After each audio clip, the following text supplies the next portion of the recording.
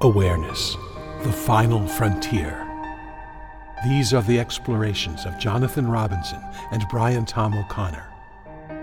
Their continuing mission, to discover fresh new paths to the mystery within, to seek out new joys and new methods of awakening, to boldly go into the heart of expanded consciousness.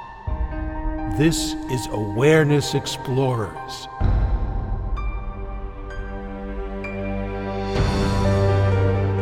Well, welcome back, Awareness Explorers. And if this is your first time, welcome to our little club. I am Jonathan Robinson and my co-host, Brian Tom O'Connor. Our job, our mission is to expand your and my consciousness through awareness techniques. And today we're going to talk about awareness and thinking. I'm sure a few of you there still have thoughts going through your head, like either of us, who are also drowning in thoughts.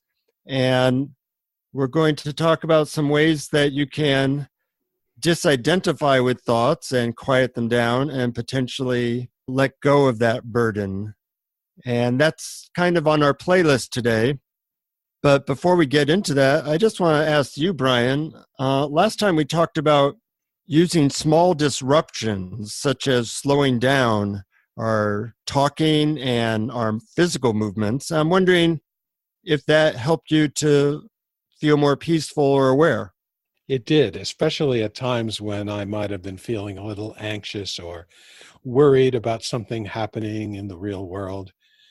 I found that if I played around with the slowing method that you so wonderfully led us through last week, that it really did make me able to sort of get more space around what was happening, or a little more distance between me and the problems that were occurring, and created a kind of a more peaceful, calm feeling that allowed me not to get so caught up in the moment, in the problem, in the issues, in the anxiety. So I found it really fun to play around with and useful. If you want to know more about our hit on those methods, feel free to go to episode 2, which is called Slowing. I found it to be incredibly effective as well, but, even though it was so effective, I didn't do it as much as I wanted to because I was pretty caught up in the rat race. I was traveling to about 7 different cities and doing my talk. So, a method is only good if you use it. And sometimes what we need to do is just create more space in our life or less busyness. And that's the lesson I got last time. But when I did do it, a little bit of slowing, it seemed to trigger me being aware of the background of awareness. And that was kind of fun. So feel free to let us know how it was for you if you used it. But this week, I want to dive deep into how awareness and being aware of awareness can impact our thinking, and how our thinking can impact our awareness, and how to not get so lost in this chatterbox that we all are subject to. I'm wondering what your thoughts on this subject are, Brian. Well, thinking is definitely a big issue that's talked about a lot in spiritual or meditation circles, and especially in regard to stopping your thinking or quieting the mind. And this is really difficult for most people to do. And I would even say, I think it's impossible. But maybe there are wonderful adepts and yogis who can do that. But it is true that thinking can cause emotions that we may not want, and that thinking and emotions can obscure the background of pure awareness that they're all appearing in. The tricky part for me is, though, that when you are trying to quiet the mind and when you're trying to stop the mind or stop thinking, you're in a battle with the mind. You're trying to control it. And that battle and that conflict is also obscuring the background of pure awareness. So I found that no matter what I'm thinking. I just let myself think it and notice the spaciousness, the space of pure awareness that the thinking is happening in. That's an interesting point. There's really two approaches, as far as I'm aware, in terms of what to do about thinking. And the first approach you could call slowing down the mind. A lot of meditation methods have to do with trying to quiet the mind a little bit. And I don't think there's anything that's right or wrong. I think different people are going to resonate with different methods. So for a lot of years, I was doing like transcendental meditation and other forms of meditation, and they were slowing down my mind. And when my mind went from its normal 100 miles an hour of thinking to, say, 20 miles an hour of thinking, I would become aware of awareness more. But you're also right that for a lot of people, that never works, or it might take decades. And fighting thinking, or thinking that thinking is the bad guy, is just another layer that keeps you from awareness, and another layer that screws you up. So my impression is that in recent years, the approach of letting thinking be and disidentifying with it, not getting caught up in it, is what has worked better for most people. And ironically, that approach is not as popular. It's not as talked about. And I think it's kind of the up and coming approach. Yes, I would agree with that. I think it is more effective, and I think it is up and coming. And what I was talking about before, and what you and I are always talking about in these podcasts, is shifting our attention from the content of awareness to awareness itself. And thought is one of the main contents of awareness, just like sights and sounds and bodily sensations. Thought appears in awareness. And when we shift our attention to the background of awareness, we do that shift in identity from thought to awareness itself. Well, just to be clear for people who are not familiar with the term, the background of awareness, when you're thinking and you think and you become aware that you're thinking, or what's aware of your thinking, that's really the background of awareness. And the question becomes, how can you stay in that part of you, what some people call the witness, or some other people call pure awareness? Because like every moment that you are putting the balance of your attention on pure awareness, you disidentify from thinking more, and it has less impact on you. So you could be thinking depressed thoughts and get very depressed, but as soon as the balance goes towards feeling or noticing the background of awareness, it doesn't really matter what you're thinking, because from that perspective, all thoughts are about the same. They're like a radio playing in the background that you're not really listening to. Oh, that's a great analogy, the radio playing in the background. Another thing about thinking, though, and this actually does relate to the first method of slowing the thinking, is that thought tends to spin off. We tend to think about something, and then we have a thought about that, and then we have another thought about that, and then we spin it into this big web of a fantasy life and imagining things. And that can actually take us away from the background of awareness, pure awareness, or the witness pretty quickly. And one way that you can help with that is to have someone once said this quote, and I thought it was brilliant: fewer commas, more periods.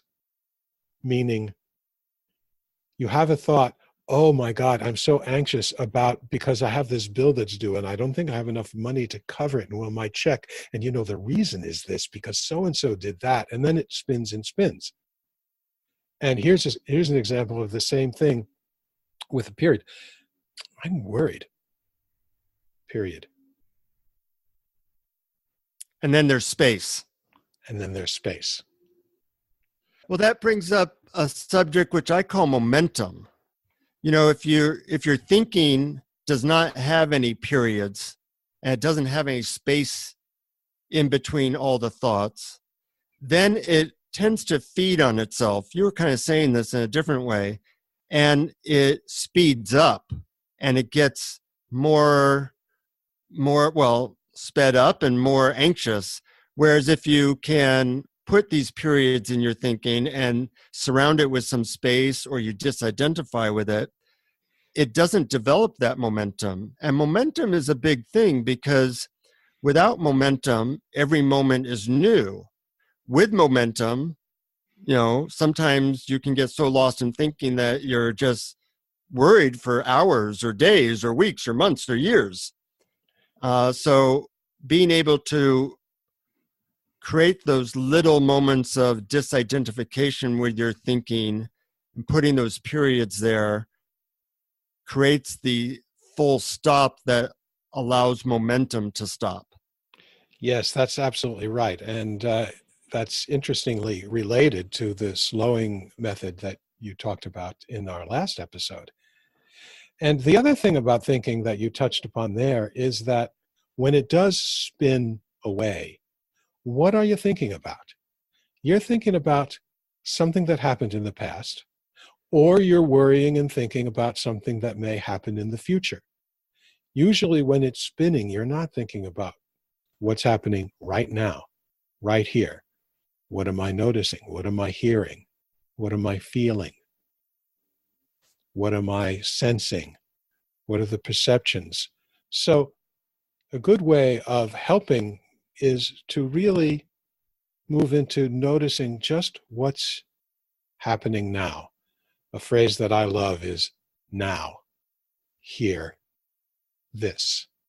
Of course, here in that sense is HERE. Right, right.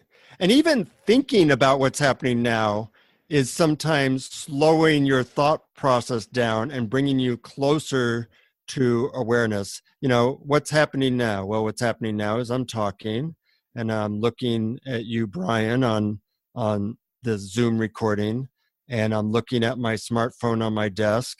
Mm-hmm. That's actually closer to reality than when we spin out on thoughts. Anything that we can do to bring us back closer to here, even if we're thinking about here, is closer to pure awareness. Yeah, and I think that's a great first step. As long as when we take that step of noticing what's here, what's now, we're not simply just naming, okay, I'm seeing the microphone, I'm seeing my computer screen, I'm seeing my cup of water, but that we take the next step, the half step back to awareness itself. What is that cup of water appearing to? What is that breeze on my face appearing in? What is the sound that I'm hearing appearing in? What's the field? What's the spaciousness? What's the emptiness that all of this is appearing in?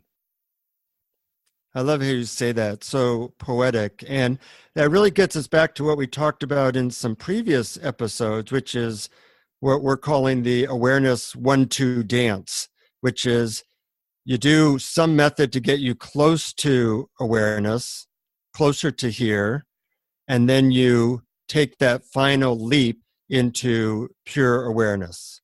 And things like mindfulness are more that first step, trying to get closer to here. And it's so important to take that second step of what is the here appearing in? What is this hand that's moving in front of me appearing to? And that's where I think most of the real goodies are, because that second step, which is hardly ever talked about, is where you really start to expand into deeper levels of peace, love, joy, and everything else that is just feels of a totally divine and sacred nature. Yeah, I think you really hit the nail on the head with that one. It really is that second step. And the first step can have a lot of variety. It can be simply noticing what's happening now, or naming something that's happening, or simply seeing what I can notice without words. Or even a great first step is simply allowing whatever is happening to be as it is, including my thoughts. And then the second step is always, what is this appearing in? Or who is this appearing to? Mm-hmm. Mm-hmm. You know, I about a year ago, I got to spend some time talking with Byron Katie, who's a well-known spiritual teacher who does the work. A lot of our listeners are probably aware of her stuff. If you're not, I recommend it. It's called thework.org. And she's somebody who I believe is a fully enlightened person, whatever that means. I won't go into that right now. But her work always struck me as very thought-oriented. It's basically a method for questioning the validity of what you're thinking about. And she makes a really good point that we have a lot of stupid thoughts that have nothing to do with reality, that are a total misinterpretation of what's going on, that are total just a way of looking at things and thinking about things that basically hurts ourselves and other people. So her method, the work, involves 4 questions. And the first question is what you're thinking about even true? And the second question is, can you absolutely know that's true? So, you know, it's a lot of questioning your thinking. And to me, it always seemed like a very mental approach.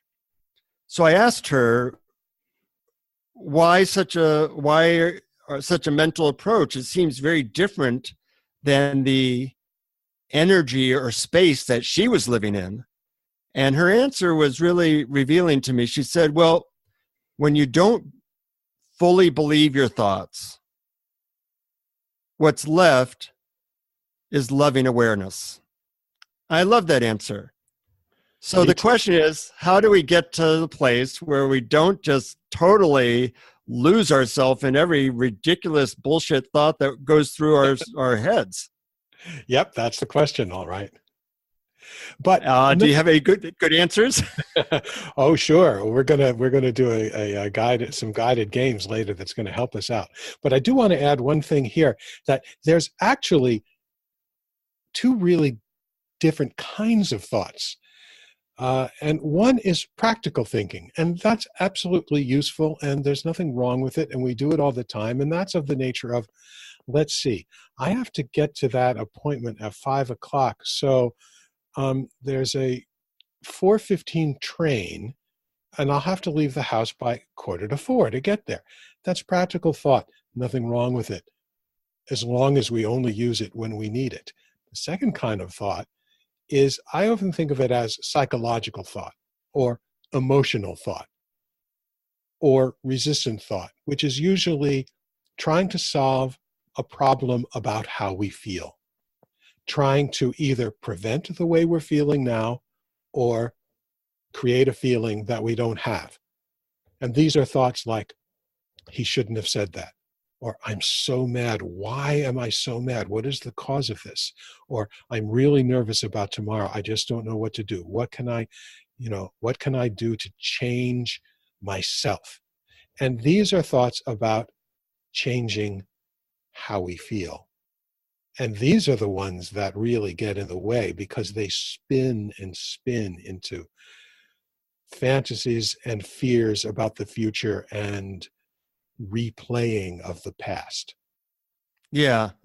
I call those rehashing thoughts. They're like trying to take the past and change it in your head. And I found that doesn't work so well. Thinking is not a form of time travel. So the past keeps on being the past, and my rehashing it never changes much. Ram Dass said something to me once, which I appreciate. And he said, thinking is a terrible master and a wonderful servant. Yes, I've heard that before too. Thinking is an excellent servant, but a poor master. Right. Yeah, so if you're trying to catch a plane and you have to know when to leave, it's a great servant and it'll help you to get there. If it is something that is being rehashed and you are the victim of all these spinning out of control thoughts, well, that's a very unfortunate master. Yes, indeed. And I also love your phrase, thinking is not a form of time travel. I had never heard that before. I love it. I'm going to remember that and steal it and use it. Please do. Please do. And send me royalties if you can. Will do. So we all have this voice in our head. And what's interesting is that we have any thought that that voice has much to do with us. You know, because we have about 50,000 thoughts per day. And there are often probably 48,000 of those thoughts are the exact same thoughts we had yesterday that are mostly or totally unnecessary. And we're not the one who comes up with these thoughts. We're not the ones that say, you know, I think I'll spend the next 15 minutes rehashing that conversation I had with that person 2 days ago, because I know that would make me feel really bad. And that's what I'd like to do for my thinking the next 15 minutes. It's not like we are deliberate. We are more like the victim of this radio that keeps on playing. And then we identify with it. That's what seems so ridiculous to me. Yeah, I think that's such a great point, because we think we decide to have these thoughts, but we don't. They just come. If we could decide to have one thought or another, we'd never think, oh, I'm really stupid, or I'm miserable. I mean, we don't choose the thoughts. They just come. And in some ways, they are a mechanical continuation of things that happened to us in our past, and a mechanical firing of our neurons. So it's our identification with them that seems so ridiculous when you look at it that way. And then the question becomes, when you have that point of view, how do you become aware that your thoughts, this voice in your head, this crazy uncle in your head, is not worthy of your full love, devotion, and identification? Yeah, and you're not that voice in your head. You're the one who's hearing the voice in your head. Yeah, yeah. For a lot of people, that's their first step into freedom. And even 5 seconds of realizing that can feel truly wonderful. So if you can get 5 minutes a day or 5 hours a day, then you're living on a whole different planet.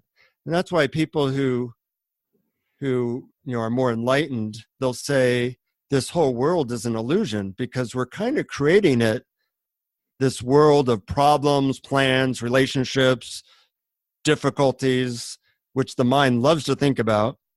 We're creating a artificial reality in our head that has very little to do with what's happening in this moment or happening in the realm of awareness.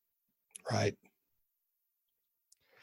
So let's segue into what helps people to disidentify even more. One thing that we just talked about is that you just have a different paradigm, that they're not really your thoughts, they're just random thoughts, that they don't necessarily mean anything, and they can be very harmful. Obviously, the thought, 30,000 people a year kill themselves because they have a thought in their head that says, I should kill myself. That's a pretty damaging thought. Yep. Now, probably a lot of people have had that thought. They just don't go with it. And that's really a model, that you have thoughts, but you don't take them so seriously. I know for me, having a sense of humor about my thoughts and realizing that some of them are just outlandishly stupid, funny, and ridiculous has really helped me to be a first step towards disidentifying with them. Yep. Oh, there he goes, thinking that again. Yeah. I have a name for the voice in my head. It's Bertha. Bertha Butts. Yeah. Bertha Butts. She's like a 400-pound woman that complains about everything. And so I will sometimes say, there Bertha's going. She's on a rant. Well, that's a great way of disidentifying with it. Yeah, yeah. Another way that people sometimes do in psychology, I'm a psychotherapist by profession, is you change the voice. I used to have a voice in my head that said, "You better not do that, you'll look stupid." And it felt like a straitjacket. Hmm. Literally, I couldn't go up to anybody and introduce myself because that voice would show up. I couldn't be playful, that voice would show up. "You better not do that, you'll look stupid." And it would speak to me in a tone that sounded like an emergency was there, like, you better not do that, you look stupid. Like that would be the worst thing on earth. So then I learned to change that tone of the voice in my head to sound like Mickey Mouse. Now it's very hard to take Mickey Mouse sounding voices in your head seriously, so it would sound like, "You better not do that, you look stupid." And I would laugh, and then I would just do it anyways because it seemed like a good idea. Or I'd make it sound sexy, like, "You better not do that, you'll look stupid." And it helped me to begin disidentifying with some of these voices that were really impeding me enjoying life. That's a great one. I'm going to have to try that Mickey Mouse one. Yes. And Daffy Duck works really well too. I bet it would. I do Donald Duck, Yes. except I don't do Donald Duck too well. Well, you're going to have to work on that if you want spiritual freedom, Brian. That's right. I'm going to channel my inner Mel Blanc. Good, good. So I know that you have some ideas about disidentifying with the voice in your head. What can you tell us about that? Well, actually, this might be a good segue. I have planned some guided games about thinking. That there are actually 3 of them, which I thought of taking us through, and these I think really help put thinking in perspective, and it takes the voice that you're hearing in your head and puts it in a bigger context. It's not the only thing that's going on. That's beautiful. And that's important because a lot of times when the voice in our head is doing its thing, it becomes so much the focus of our reality that the fact that it's a beautiful day is gone. The fact that you are healthy and alive in this world is gone. The fact that you might be surrounded by people or animals that love you, all that disappears as you entertain the latest stupid thought going through your head. Mm-hmm. So if you had a bigger context, that size of the voice in a way would diminish until it would seem like nothing. Sometimes in my seminars, I paint a very small dot on a whiteboard, like the size of a dime. That's a black dot. And I say, let that black dot represent your biggest problem going on in your life right now. Well, we have a relationship with our problem, a relationship with our thoughts. For a lot of people, it's having their eyeball directly glued to that black dot. And if your eyeball is directly glued to that black dot, all you see is blackness. But if you step back a foot, well, you see a dot surrounded by white. If you step back 10 feet, you see mostly white. If you step back 100 feet, you don't see a black dot at all. You just see total light. So trying to step back from our thinking and put it in a larger context seems like an incredibly useful thing to do. Yes, I've always loved that whiteboard analogy for awareness, but I've never quite heard it put that way with a simple dot that represents our problems. I think that's excellent. I've always thought of it as writing or diagrams on a whiteboard, and we focus on the writing, on the diagrams, but we never notice the white. That's the background that it's all appearing in, and that's pure awareness. But in your method of the dot representing our problems and imagining that we've put our nose right up against it, and so that it fills our entire field of vision. And then we step back and we notice, oh my God, it's not the only thing. Not only are Right. there other things like sounds and sensations, but there's the background. There's the whiteness of the whiteboard. It's wonderful. I like your analogy better. You seem to like my analogy better. Tell you what, we'll trade analogies. Okay, let's swap. Okay, it's a deal. So why don't you guide us in one or two of these methods that might help us to unglue ourselves from that black dot. All righty, we'll try this. So we're segueing into our guided part of the podcast for our listeners. So the first thing, of course, is just to take a little deep breath and feel a little more relaxed. Now, do you hear that voice in your head now? Is it talking to you now? Seems to be continually talking. So here's the question. Is that the only thing that's going on in your head? Sometimes it seems that way, but I bet there's a lot more going on in there. That voice, though, it distracts us from everything else. It wants all the attention. It's an attention hog. And that voice is verbal thought. But it's not the only kind of thought. There are also visual images, sounds, and perceptions. So here we're going to try not necessarily avoiding verbal thought or try and get rid of it or banish it, but just notice how much is going on inside that's not verbal.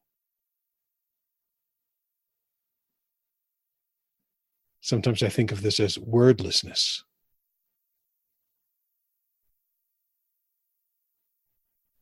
What are you noticing that's actually not verbal? And it could be your bodily sensations, or it can be sounds. Those are the two easiest ones. So let's start with those.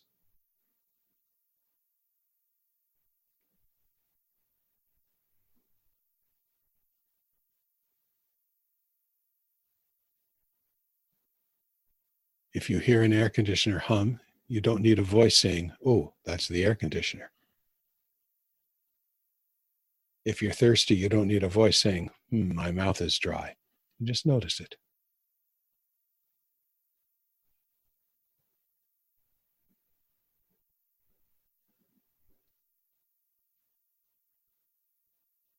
So let that nonverbal awareness expand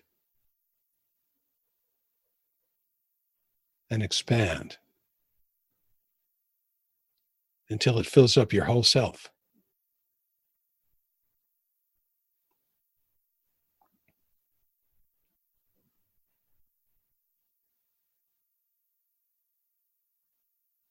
How long can you go on without words going through your mind? If you fail quickly, just laugh it off and try again. See how long you can stay in wordlessness.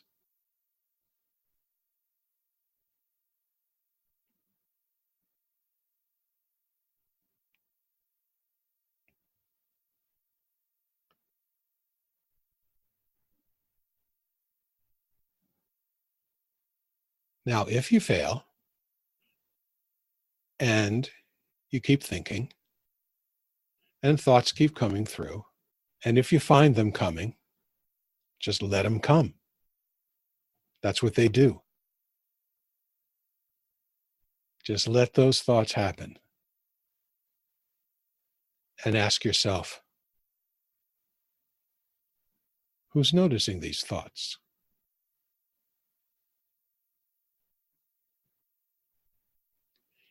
Is there a field that these thoughts are appearing in?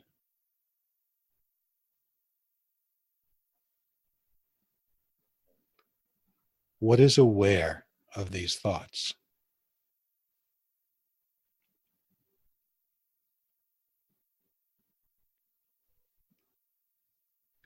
And here's a little bonus trick. Give yourself permission to think anything you want except for thoughts about the future or thoughts about the past.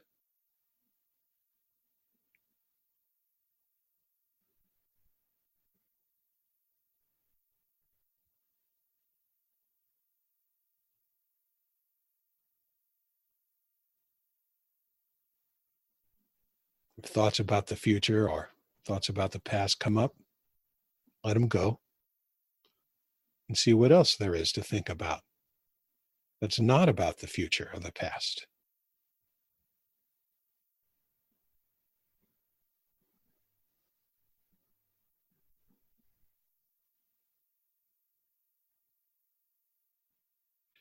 And one last little game you can play with your mind.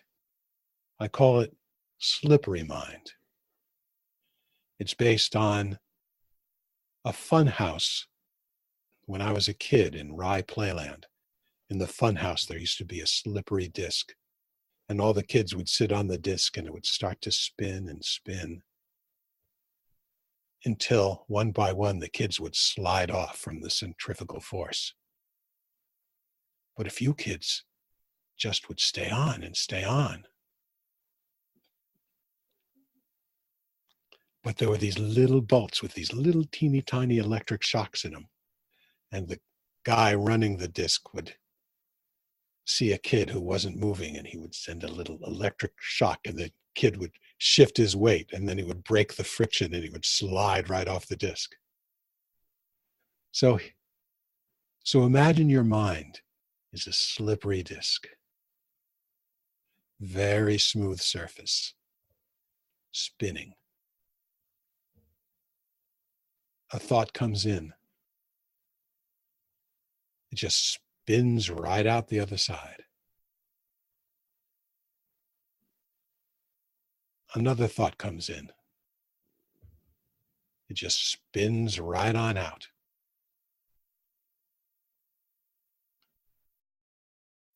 If a thought comes in and stays and wants to continue, maybe just give it a little shock and a little nudge or a little push and help it spin right out again.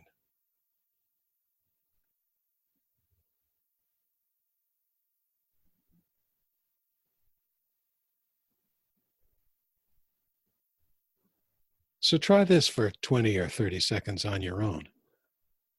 If some thoughts stick around in your slippery mind and continue to spin, you can nudge them with a little jolt and watch them slide right out.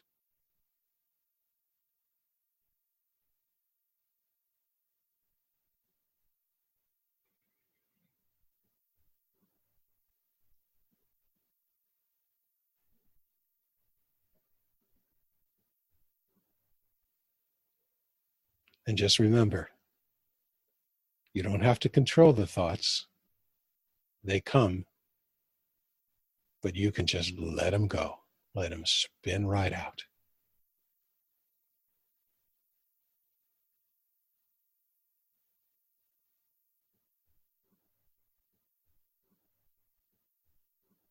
And when you're ready, just open your eyes again and let's rejoin Jonathan. Well, I am feeling rather high, so thank you, Brian. Good. It always amazes me how quickly another world, you could call it another world, you could call it the world of what's happening now, and awareness is so available to us if we find a method that works for us. Yeah. And that method worked great. And I hope to use it. And I hope that our listeners use it. You really talked about like 3 different methods there. What would you call those methods? It's true. I did a kind of a medley. I would say that the first one is called wordlessness. Yeah. And the second one I simply call think about anything you want except the past and the future. And the third I just call slippery mind. Uh-huh. It was like a 1, 2, 3 punch.